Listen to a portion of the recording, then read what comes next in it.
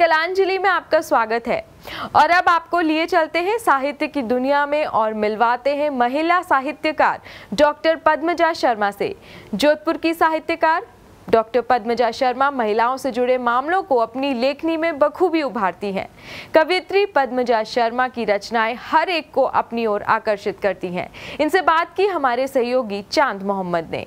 पेश है डॉक्टर पद्मजा शर्मा से बातचीत।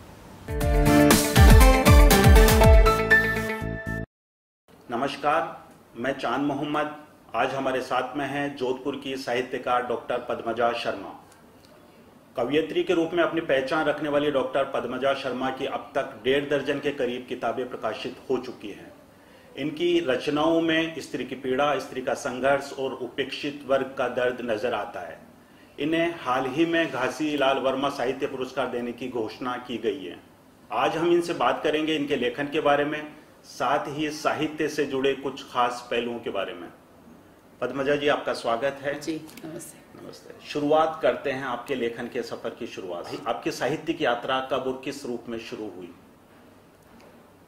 मेरी साहित्यिक यात्रा अगर आप देखते हैं तो 79 के आसपास शुरू हुई, जब मेरा कॉलेज में मुंबई में एडमिशन हुआ। जी। तो ये भी एक बहुत ही रोचक घटना थी कि किस तरह शुरुआत हुई। मैं क्लास में पढ़ाई में अच्छी थी जी। तो प्रिंसिपल ने आके कहा कि भी कॉलेज की पत्रिका अमृता प्रकाशित होने वाली है, सब लड़कियां उसके लिए आर्टिकल, कविता, कहानी कुछ आप लोग दीजिए। तो मैंने तो ध्यान दिया नहीं। फिर उन्होंने, वो हमारी क्लास भी लिया करती थी तो व्यक्तिगत रूप से जानती थी। तो एक दिन उन्होंने क्लास के बाहर पकड़ के कहा, पद्मजा तुम्हें कविता देनी है। तो मैंने कहा, दीदी मुझे तो कविता आती नहीं है। तो उन्होंने कहा, कविता आती थोड़ी, कविता तुम लिखो तो आ जाएगी। मैंने कहा, लेकिन ये तो बहुत बड़े लोगों का काम है, महादेवी वर्मा है, ऐसे बड़े बड़े लोग लिखते हैं, मीरा है, ये है कवित्री, मैं थोड़ी लिख सकती हूँ। तो उन्होंने कहा, लिखने के पहले थोड़े बड़े थे, ये तो लिख के ही बड़े बने ना, तो तुम लिखोगी तो तुम भी बड़ी बन जाओगी और तुमको लिखना है। हमारी प्रिंसिपल जो दीदी थी, उनका कहा कोई टाल नहीं सकता था। तो मुझे लगा कि अब मुझे लिखना तो पड़ेगा, लेकिन मुझे आता नहीं या मैंने कभी लिखी नहीं, तो मैं कैसे लिखूं। तो अब कॉलेज जाना मेरा 2-3 दिन बंद हो गया, मैं कॉलेज नहीं जा पाई, तनाव में रही, रात की नींद उड़ गई, दिन का चैन चला गया कि मैं क्या करूं, कविता आती नहीं और बिना कविता अब मैं कॉलेज जा नहीं सकती। पर फिर हिम्मत करके मैंने, एक दिन मुझे लगा कि कॉलेज भी जाना पड़ेगा और कविता देनी पड़ेगी, तो जो मुझे समझ में आता है मैं लिखूं और दूं। तो मैंने डॉक्टर सुशीला गुप्ता हमारी प्रिंसिपल हुआ करती थी, तो उन्हीं को केंद्र में रख करके मेरी पहली कविता मैंने लिखी, तुम ना समझ पाए।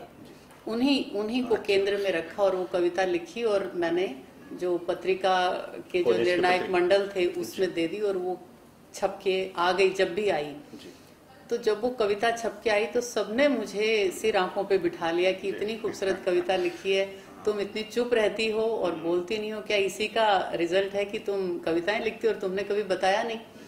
लेकिन वो मेरी सबसे पहली कविता थी और उसके बाद लेखन का एक सफर होता है, वो फर्स्ट ईयर की बात होगी या सेकंड ईयर? बस बिल्कुल फर्स्ट ईयर की बात थी और वो पत्रिका छप के सेकंड ईयर में आ गई थी, तब आई।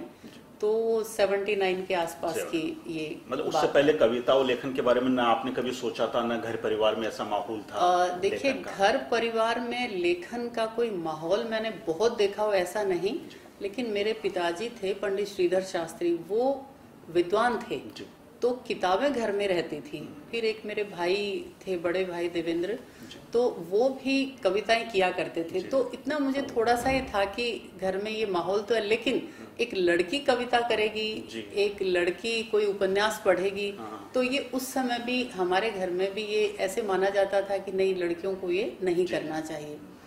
तो जब कविता मेरी पहली बार, वो कविता भी अमृता में छप के आई, तो मैंने किसी को दिखाया नहीं घर में, मैंने उसे छुपा के रखा। बहुत समय तक वो कविता मैं दिखा नहीं पाई कि अगर मैं दिखाऊंगी तो घर वाले कहेंगे कि तुम पढ़ती कब हो, तुम तो कविताएं लिखती हो। अच्छा, इसी तरह मैं उपन्यास, प्रेमचंद के उपन्यास भी पढ़ा करती थी, या शरद चंद्र के उपन्यास, या गीतांजलि रविंद्रनाथ टैगोर की पढ़ी। तो ये सारी चीजें मैं तकिए के नीचे छुपा देती जैसे कोई आता, पर ये मैं पढ़ती थी। और इसी के साथ मैं आपको ये भी कहना चाहूंगी कि मैंने संपादक के नाम पत्र भी लिखे शुरू में। मैं सच कहूँ तो ये कि राजस्थान पत्रिका का इसमें बहुत योगदान रहा। राजस्थान पत्रिका ने मुझे सबसे ज़्यादा प्रकाशित किया। तो जैसे मैं शुरू में लिखा करती थी, दादी पे कविता लिखी है, नानी पे कविता लिखी है, ये शुरुआती दौर की, अपने प्रिंसिपल पे कविता लिखी है, या अपने आसपास को देख करके जो मुझे महसूस हुआ, जो भावनाएं मेरे भीतर जगी, तो उनको लेके मैंने कविताएं लिखना शुरू किया। ये दादी नानी और प्रिंसिपल की कविताएं हैं, वो आगे फिर सब्जेक्ट के रूप में किस तरह तब्दील होती है? देखिए, आज मैं आपको अभी बता रही हूँ, तभी मुझे लग रहा है कि देखिए, दादी और नानी और प्रिंसिपल तीनों स्त्रियां हैं। जी जी।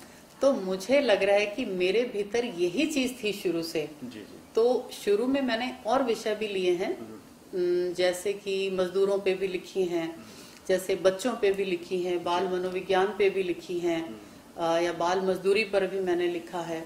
सब विषय मैंने लिए, लेकिन अब जाके मुझे लग रहा है कि शायद जो मेरी कविता है या मेरा जो लेखन है वो कहीं न कहीं स्त्री केंद्रित हो जाता है। कहीं न कहीं स्त्री की जो पीड़ा है वो उभर के सामने आती है। जैसे पिछले दिनों अभी एक किताब आई है तस्लीमा नसरीन पर, मोहन कृष्ण बोहरा की, तो वो किताब मैं पढ़ रही थी, तो मुझे ऐसे लगता है कि मैं तस्लीमा को पढ़ना या चित्रा मुदगल को पढ़ना, सुधा अरोड़ा को पढ़ना, ममता कालिया को पढ़ना, महादेवी को पढ़ना, अमृता प्रीतम को बहुत शुरुआती दौर में पढ़ा करते थे, उनको पढ़ना, मीरा को पढ़ना, तो मुझे शुरू से ये चीजें अपनी ओर आकर्षित करती रही। मतलब शुरुआत में जो पठनीयता के हिसाब से या पढ़ने के हिसाब से भी देखे तो आपके दिलचस्पी उन्हीं सब्जेक्ट में रही है। हाँ, और वही फिर आपका लेखन का हिस्सा विषय वही रहे, चाहे राइटर कोई पुरुष भी रहा होगा। जैसे शरद चंद्र को हमने बहुत पढ़ा, तो प्रेमचंद को भी बहुत पढ़ा, कि जहाँ भी मुझे कोई तकलीफ, दर्द या पीड़ा नजर आती है, मैं उसी विषय को उठाने की कोशिश करती हूँ। मुझे हमेशा से लगता रहा कि कोई दुखी है, कोई प्रताड़ित है, कोई परेशान है, व्यथित है, तो मैं उसके पास जाऊं, उस तक पहुंचूं और उसकी पीड़ा को कम करने का, बांटने का मैं प्रयास करूं। तो मेरी उसमें भी जो इस जीवन के लिए वो आई थी 2000 में। पहला काव्य संग्रह जो आपका पहला काव्य संग्रह था 2000 में आया, ये था इस जीवन के लिए। तो पर उसमें सारी जो कविताएं हैं वो ज्यादातर मैं अब पीछे मुड़कर जब झांकती हूँ, देखती हूँ, तो मुझे पता चलता है कि वो स्त्री केंद्रित ही होते थे। मुझे लगता है कि जो दलित है, पीड़ित है, व्यथित है, मैं उस तक पहुंचूं, तो मैंने उसको अपने शब्दों में बांधने की कोशिश की। अभी मेरी एक किताब आई है, हंसो ना तारा, ये शब्द चित्रों की है। तो इस किताब में भी आप देखेंगे कि जितने भी शब्द चित्र हैं वो स्त्री केंद्रित हैं, वो स्त्री की पीड़ा को व्यक्त करने वाले ही हैं। जैसे बात करें आपके काव्य संग्रह की, तो पहले और दूसरे काव्य संग्रह के अलावा और किस नाम से आपने इन कविताओं को संकलित किया काव्य संग्रह के? देखिए, एक मैंने प्रकृति पर भी लिखा है, तो एक काव्य संग्रह है पहाड़, नदी, फूल और प्रेम। एक है सदी के पार, और इस जीवन के लिए सबसे पहला था ही। एक है हारूंगी तो नहीं। हाँ, तो इस तरह से एक मैं बोलूंगी। तो ये आप देखिए, नाम से ही आपको शायद एहसास हो जाएगा कि ये स्त्री की बात है, एक स्त्री बोल रही है। आपने बताया आपका जो लेखन रहा वो महिला पे ज्यादा केंद्रित था। आपके लेखन को क्या स्त्री विमर्श की कैटेगरी में रख सकते हैं? आपका लेखन स्त्री विमर्श साहित्य की जो धारा है उसकी में शामिल मानते हो आप? कई बार मुझे लगता है कि पर हाँ, मान सकते हैं, मुझे इससे कोई ऐतराज नहीं है कि मुझे स्त्रीवादी कहा जाए या नारीवादी लेखिका कहा जाए, क्योंकि मैं स्त्री की पीड़ा को, उसके संघर्ष को, उसके सपनों को ज्यादा तवज्जो देती हूँ। मैंने स्त्रियों को ज्यादा परेशान, हैरान, दुखी, व्यथित देखा है, और आप भी देखते हैं, रोज ही आपका इस तरह की स्थितियों से सामना होता ही है।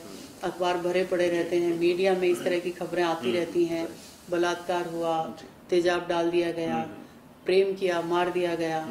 घर में भी जो बहुत सारे ऐसे पुरुष भी हैं बौद्धिक, जो कहने को तो बौद्धिक हैं, पढ़े लिखे हैं, शिक्षित हैं, लेकिन जब बात उनकी पत्नी की आती है तो वो बिल्कुल अपनी जो एक सामंतवादी सोच है उसी पे आ जाते हैं। तो मुझे लगा कि मैं इसी पे लिखूं, और मैं लिख रही हूँ तो मुझे अगर नारीवादी कहा भी जाए तो मुझे कोई दिक्कत नहीं है। और मुझे लगता है कि मैं इसीलिए शायद तस्लीमा नसरीन को भी पसंद करती हूँ, या प्रभा खेतान को भी पढ़ती हूँ।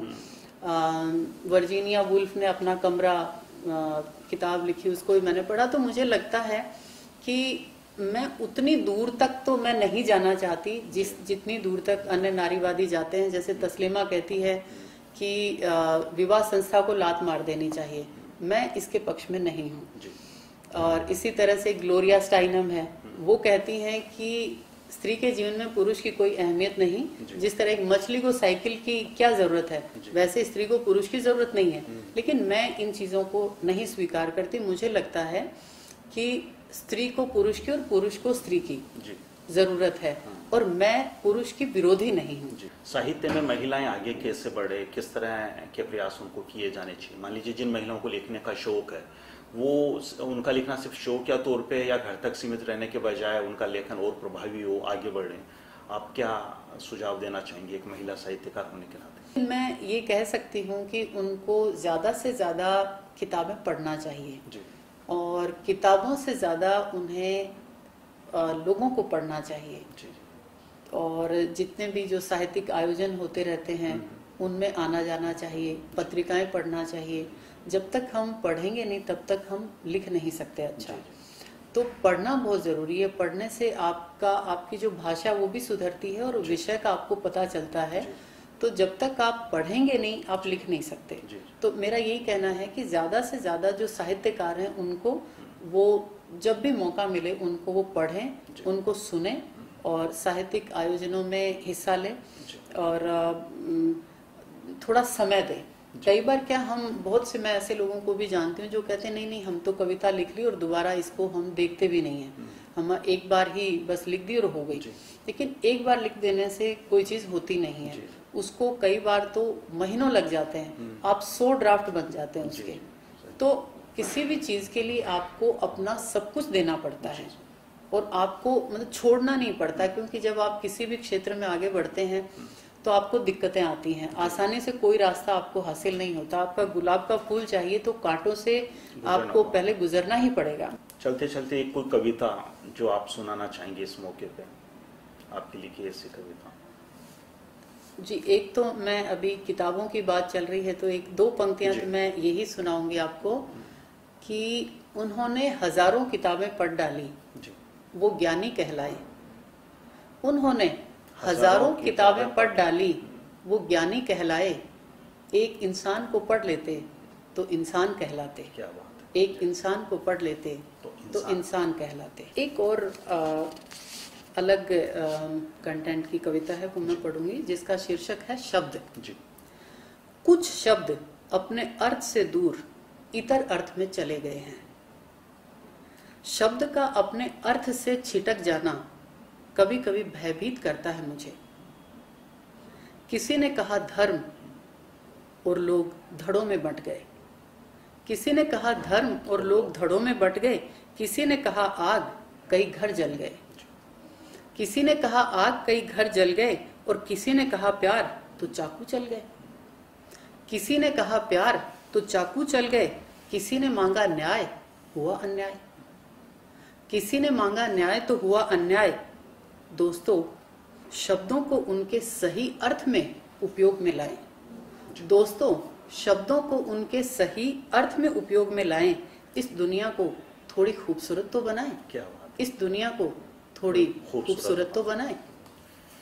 चलिए, बहुत बहुत शुक्रिया। आपका वक्त का तकाजा है कि हमें अपनी गुफ्तगू यहीं पे खत्म करनी होगी। आपका बहुत बहुत शुक्रिया, आपने वक्त निकाला, यहाँ आए और साहित्य से जुड़े विभिन्न पहलुओं पे आपने रोशनी डाली। शुक्रिया आपका। धन्यवाद। तो ये थी साहित्यकार डॉक्टर पद्मजा शर्मा, जिनसे हम बात कर रहे थे साहित्य से जुड़े विभिन्न पहलुओं के बारे में। वक्त हो चुका है, हमें इजाजत दीजिए। नमस्कार। कलांजलि में आज फिलहाल इतना ही। अगली बार फिर मिलते हैं कलांजलि में नई कला और साहित्यिक गतिविधियों के साथ। नमस्कार।